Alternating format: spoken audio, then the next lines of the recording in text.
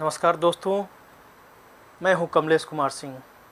आप सभी का मेरे YouTube channel educational and technical master में स्वागत है।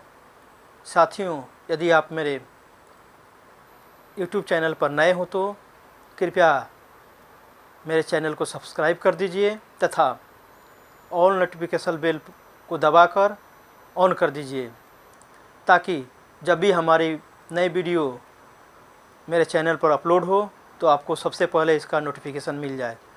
साथियों, मैं अपने YouTube चैनल पर एप्लीकेशन, सामान्य अध्ययन, सामान्य ज्ञान तथा रेलवे के विभागीय परीक्षा से संबंधित वीडियो अपलोड करता हूं। कृपया आप इस वीडियो को देखिए तथा अपने दोस्तों में शेयर कीजिए। तो चलिए शुरू करते हैं। राजभाषा पार्ट 2।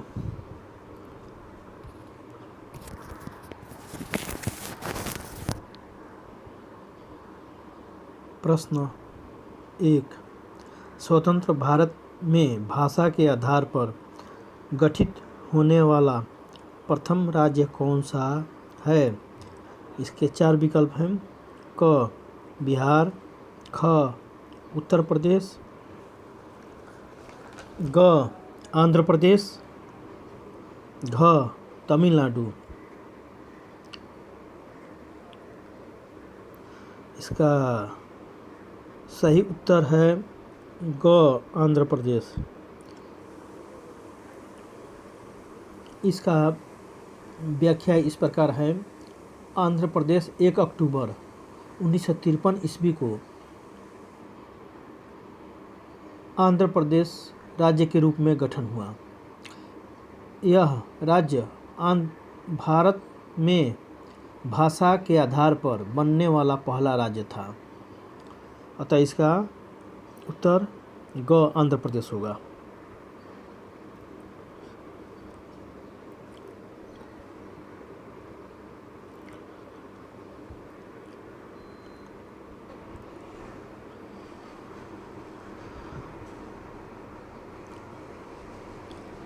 प्रश्न 2। मूल रूप से भारत के संविधान की 8वीं अनुसूची में कितनी भाषाएं थी? इसके 4 विकल्प हैं। क 12, ख 13, ग 14, घ 15। इसका सही उत्तर है ग 14। इसका व्याख्या इस प्रकार है। मूल रूप से भारतीय संविधान के 8वीं अनुसूची में 14 भाषाएं थी। जानकारी के लिए यह याद रखिए कि वर्ष 1967 ईस्वी में सिंधी को 8वीं अनुसूची में जोड़ा गया, जिसके पश्चात 15 भाषाएं हो गई। पुनः 1992 ईस्वी में कोंकणी, मणिपुरी तथा नेपाली को 8वीं अनुसूची में जोड़ा गया। इस प्रकार 18 भाषाएं हो गई। उसके बाद वर्ष 2004 ईस्वी में मैथिली, संथाली, डोंगरी एवं बोडो को जोड़ा गया, जिसके पश्चात भारत के संविधान के 8वीं अनुसूची में वर्तमान में 22 भाषाएं हैं।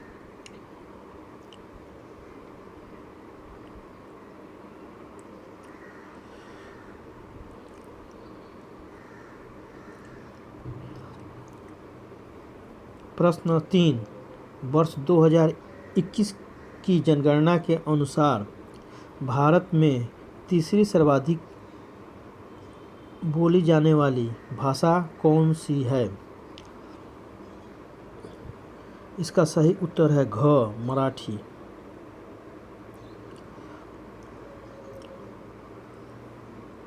इसका व्याख्या इस प्रकार है। भारत में सबसे एक स्थान पर हिंदी बोली जाती है, जिसे बोलने वालों की संख्या 43.63% है।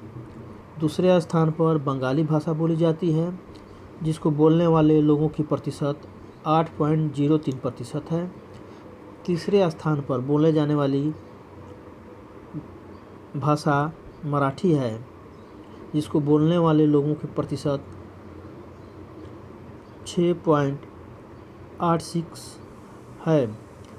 तमिल इसके बाद में आता है। अतः इसका सही आंसर घ मराठी होगा।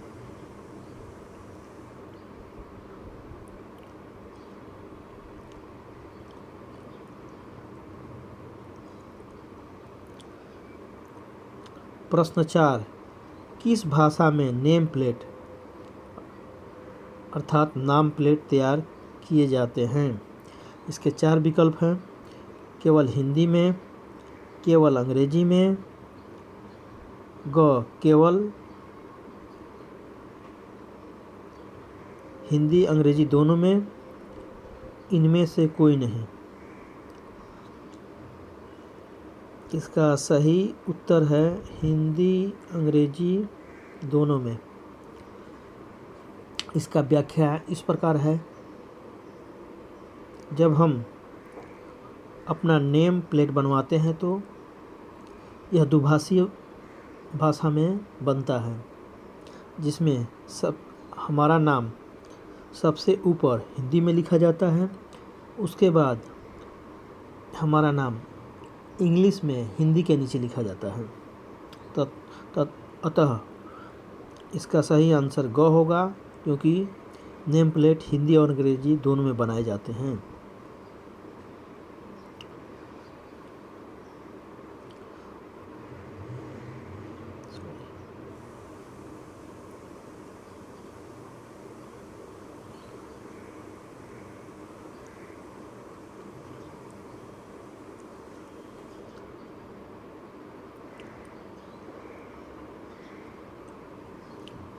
प्रश्न 5, स्टेशन उद्घोषणाओं को किस भाषा क्रम में किया जाना जरूरी है?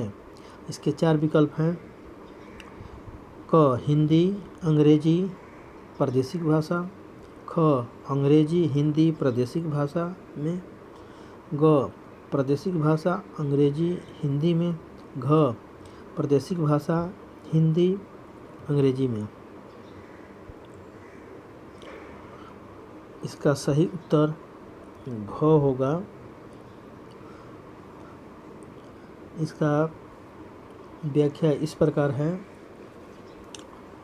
जब किसी स्टेशन पर ऑनलाइन उद्घोषणाएं होती है तो सबसे पहले उस प्रदेश की जो भाषा है उसमें उद्घोषणा होगी, उसके बाद हिंदी में, उसके बाद अंग्रेजी में। उदाहरण स्वरूप, यदि हम महाराष्ट्र के किसी स्टेशन पर खड़े हों तो उस स्टेशन पर ऑनलाइन उद्घोषणा में सबसे पहले मराठी होगा, उसके बाद हिंदी होगा, उसके बाद अंग्रेजी होगा। ठीक इसी प्रकार यदि हम गुजरात के किसी स्टेशन पर खड़े हों तो सबसे पहले ऑनलाइन उद्घोषणा में गुजराती होगा, उसके बाद हिंदी में उद्घोषणा होगा, उसके बाद अंग्रेजी में होगा। तो इसका सही आंसर घ है, प्रादेशिक भाषा हिंदी अंग्रेजी।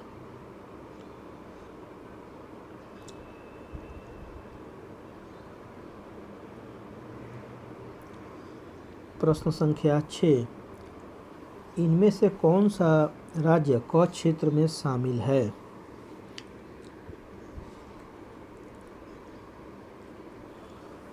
इसके 4 विकल्प हैं।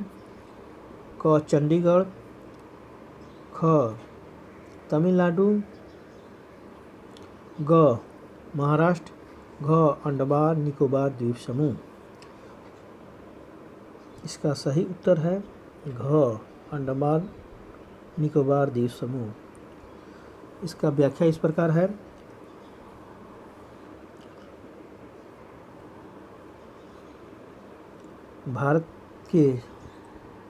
भारत को राजभाषा नियम के अंतर्गत 3 क्षेत्रों में विभाजित किया गया है, क क्षेत्र, ख क्षेत्र और ग क्षेत्र। चंडीगढ़ महाराष्ट्र ख क्षेत्र में शामिल है, जबकि तमिलनाडु ग क्षेत्र में शामिल है, और अंडमान निकोबार द्वीप समूह क क्षेत्र में शामिल है। तो इसका सही आंसर होगा घ अंडमान निकोबार द्वीप समूह, जो क क्षेत्र में शामिल है।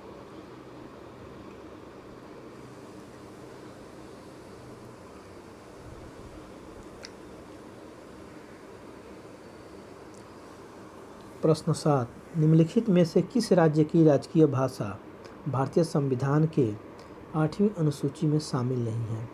इसके 4 विकल्प हैं: नागालैंड, गुजरात, झारखंड, मणिपुर।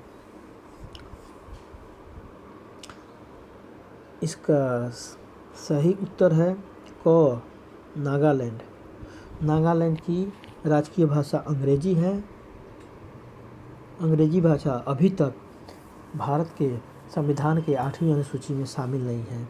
अभी तक केवल 22 भाषाएं शामिल हैं, जिसमें एक विदेशी भाषा नेपाली भी शामिल है।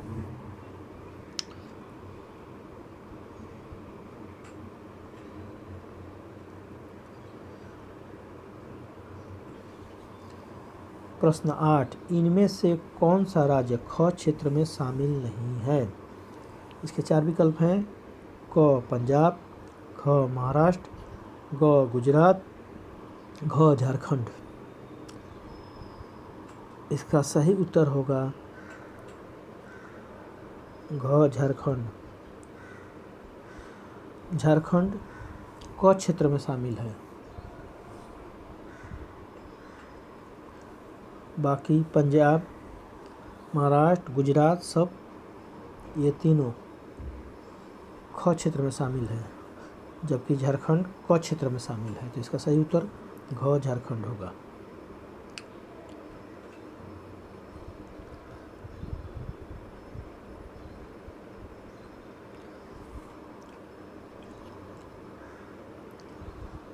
प्रश्न संख्या 9, राजभाषा अधिनियम में कुल कितनी धाराएं हैं?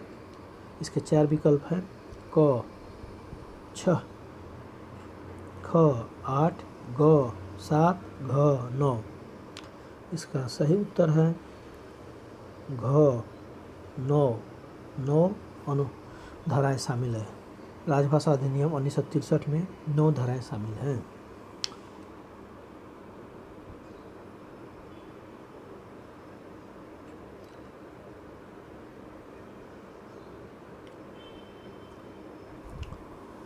प्रश्न 10, राजभाषा नियम 1976 के अनुसार दादर नगर हवेली एवं दमन दीव किस क्षेत्र के अंतर्गत आते हैं?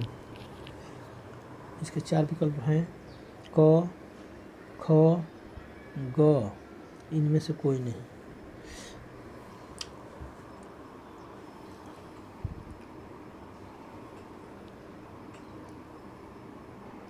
इसका सही उत्तर है ख, दादर नगर हवेली एवं दमन एवं दीव ये ख क्षेत्र में शामिल है। इसका व्याख्या इस प्रकार है: दादर नगर हवेली एवं दमन दीव पहले ग क्षेत्र में शामिल थे, लेकिन गृह मंत्रालय राजभाषा विभाग के दिनांक 23/5/2011 के पत्रांक के द्वारा इसे ग क्षेत्र से हटाकर ख क्षेत्र में शामिल कर दिया गया है। तो इसका सही जवाब होगा ख क्षेत्र।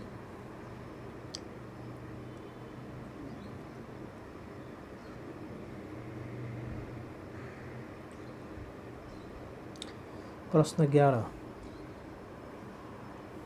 राजभाषा नियम के अनुसार देश को कितने क्षेत्रों में विभाजित किया गया है?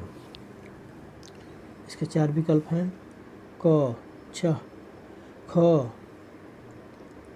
4, ग 3, घ 9। जैसा कि आप जानते हैं कि इसका सही उत्तर है ग 3। राजभाषा नियम 1976 के अनुसार भारत को 3 क्षेत्रों में विभाजित किया गया है: क क्षेत्र, ख क्षेत्र एवं ग क्षेत्र में।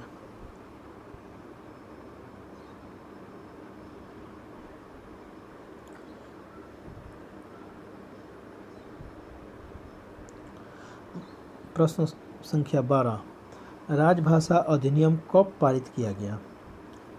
इसके 4 विकल्प हैं: क 10 मई 1962, ख 15 मई 1964, ग 10 मई 1963, घ 10 जून 1963। इसका सही उत्तर है ग 10 मई 1963।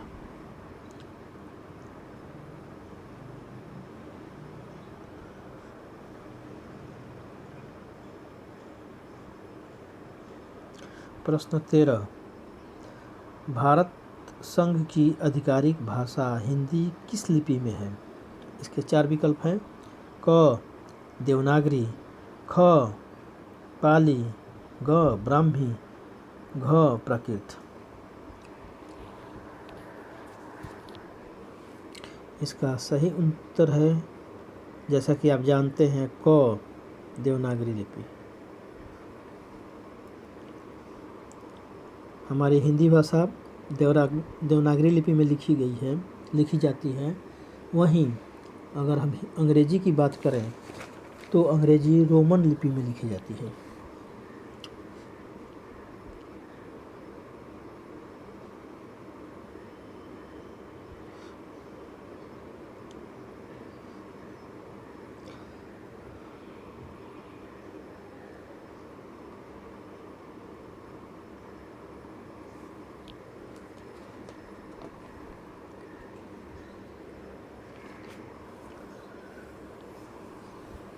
प्रश्न 14, वर्तमान में भारतीय संविधान में कितनी भाषाएं वर्णित है?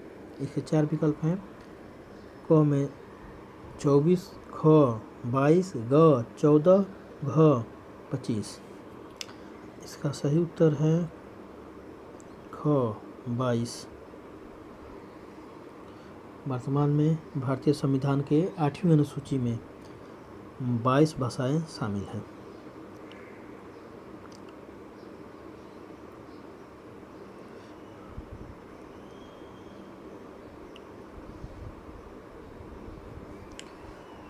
प्रश्न 15, भारतीय संविधान में राजभाषाएं किस अनुसूची में वर्णित है?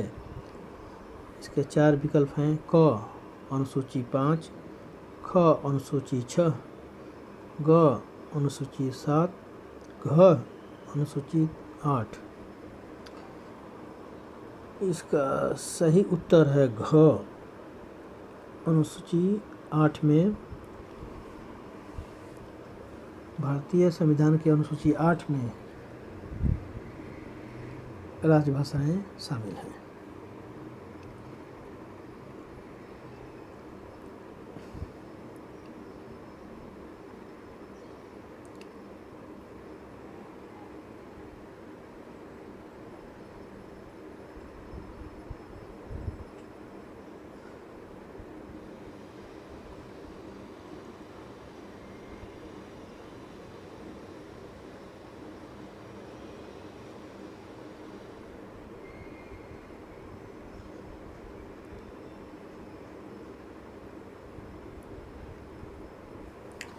प्रश्न 16, निम्न में से कौन सा कथन राजकीय भाषाओं के संदर्भ में सही नहीं है?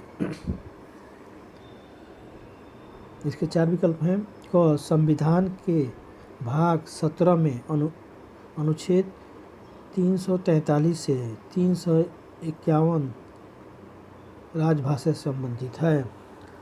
ख जब तक राष्ट्रपति अन्यथा व्यवस्था न दे उच्चतम न्यायालय के कार्य अंग्रेजी में होंगे। ग राजभाषा अधिनियम को 1963 में पास किया गया था। घ देवनागरी लिपि में लिखे जाने वाली हिंदी की भाषा है। इसका सही उत्तर होगा ख।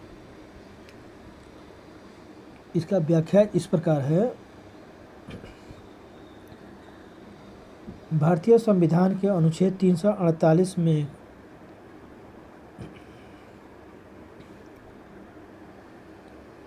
कहा गया है कि जब तक संसद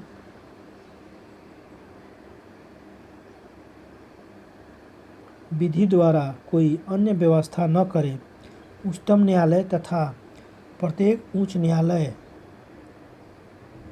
में सब कार्रवाई तथा संसद अथवा राज्य की विधानसभाओं में प्रस्तुत विधेयक अथवा उसके संशोधनों के प्राधिकृत पाठ अंग्रेजी भाषा में पारित होंगे।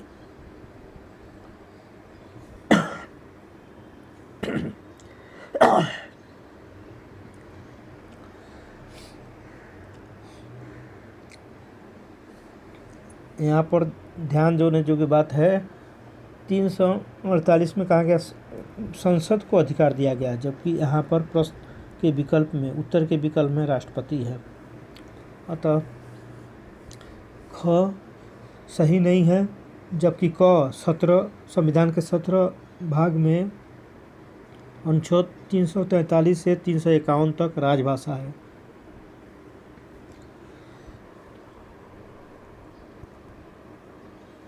राजभाषा अधिनियम को 1963 में पास किया गया, ये भी सही है। देवनागरी लिपि में लिखे जाने वाली भाषा हिंदी है, तो इसका सही आंसर ख होगा।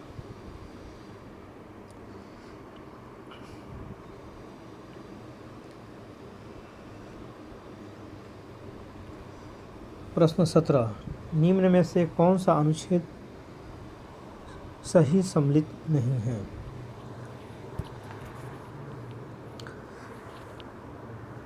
यहाँ सही लिखना छूट गया है। निम्न में से कौन सा अनुच्छेद सही सम्मिलित नहीं है? क अनुच्छेद 343 संघ की भाषा, ख अनुच्छेद 344 राजभाषा पर संसदीय समिति का एवं आयोग, ग अनुच्छेद 345 राज्य की राजभाषा, घ अनुच्छेद 351 उच्चतम न्यायालय और उच्च न्यायालय के लिए राजभाषा। इसका सही उत्तर है घ।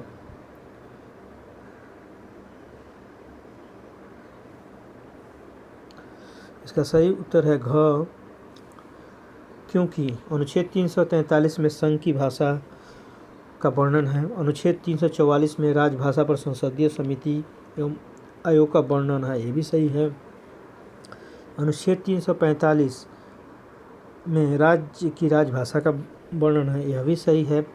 अनुच्छेद 351 में हिंदी भाषा के विकास के लिए निर्देश दिए गए हैं, जबकि विकल्प में उच्चतम न्यायालय और उच्च न्यायालय के लिए राजभाषा दिया हुआ है, जो कि गलत है।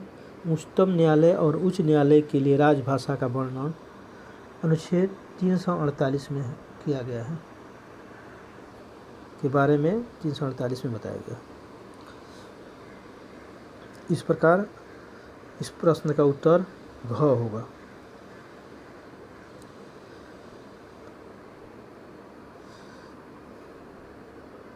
प्रश्न 18, हिंदी कविता पुस्तकें लिखने के लिए दिए जाने वाले पुरस्कार का क्या नाम है?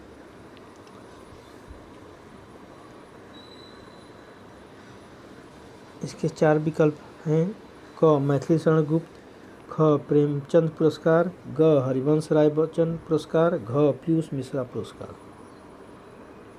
इसका सही उत्तर है क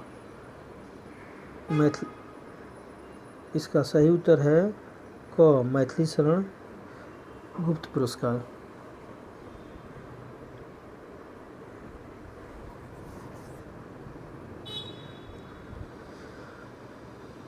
प्रश्न 19,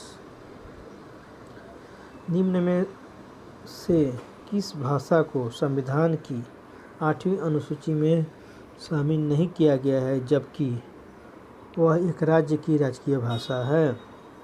इसके 4 विकल्प हैं, क अंग्रेजी, ख सिंधी, ग उर्दू, घ संस्कृत। इसका सही उत्तर है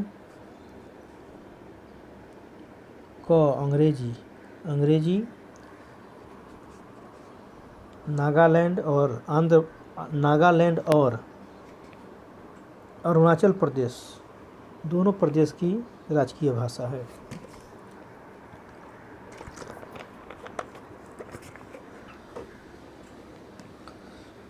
इसलिए इसका सही आंसर होगा क।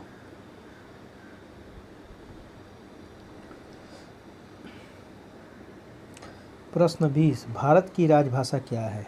इसके 4 विकल्प हैं क हिंदी, ख अंग्रेजी, ग संस्कृत, घ चीनी।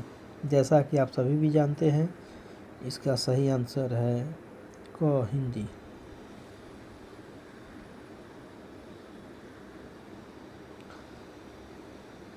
प्रश्न 21,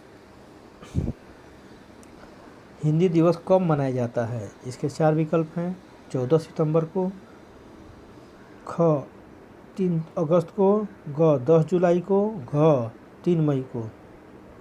इसका सही उत्तर है क 14 सितंबर को।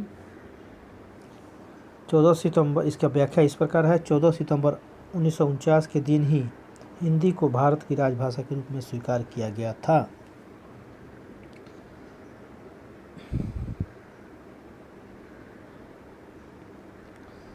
प्रश्न 22,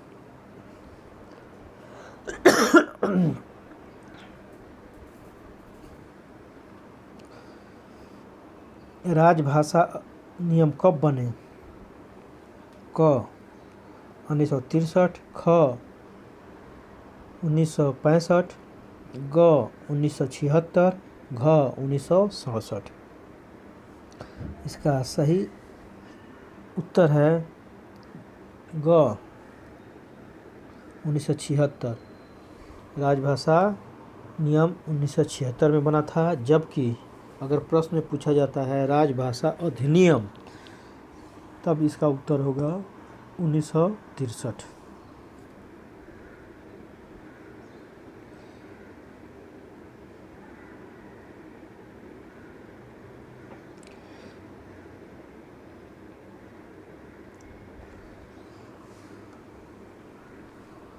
प्रश्न 23, हिंदी को संवैधानिक दर्जा कब मिला? इसके 4 विकल्प हैं क 15 अगस्त 1947, ख 14 सितंबर 1949, ग 26 जनवरी 1950, घ 10 मई 1963। इसका सही आंसर है ख 14 सितंबर 1949। इसी के उपलक्ष्य में प्रत्येक वर्ष 14 सितंबर को हिंदी दिवस मनाया जाता है।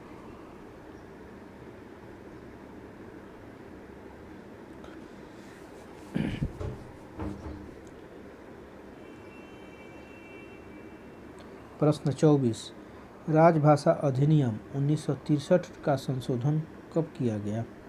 इसके 4 विकल्प हैं क 1965, ख 1966, ग 1967, घ 1968। इसका सही आंसर है ग 1967 ईस्वी में राजभाषा अधिनियम 1963 में संशोधन किया गया।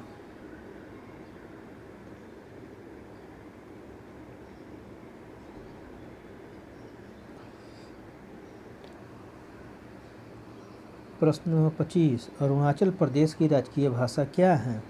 इसके 4 विकल्प हैं क हिंदी, ख अंग्रेजी, ग नेपाली, घ संथाली। इसका सही उत्तर है ख अंग्रेजी। अरुणाचल प्रदेश की राजकीय भाषा अंग्रेजी है, लेकिन भारत के संविधान के 8वीं अनुसूची में अंग्रेजी अभी तक शामिल नहीं हुई है। मेरा वीडियो देखने के लिए धन्यवाद।